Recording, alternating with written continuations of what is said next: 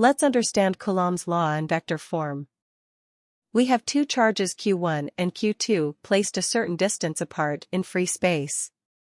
Let's define a Cartesian coordinate system around the set of two charges as x, y, and z mutually perpendicular to each other, where O is the origin of this coordinate system.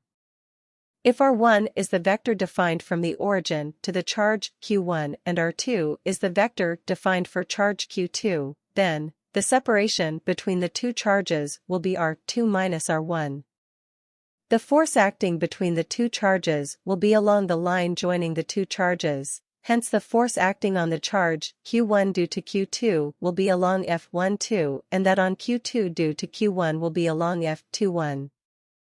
According to Coulomb's law, the force acting on any one of the two charges due to the other one will be directly proportional to the magnitude of product of the two charges and inversely proportional to the square of the distance between them.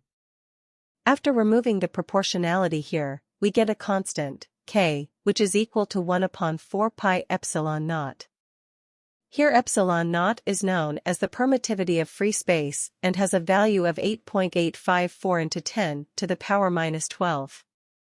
Since charge, square of the distance as well as 1 by 4 pi epsilon naught are scalar quantities, we need to specify a unit vector along the given direction of force, as our force is a vector quantity. This unit vector will be R12 for the force F12 and R21 for the force F21.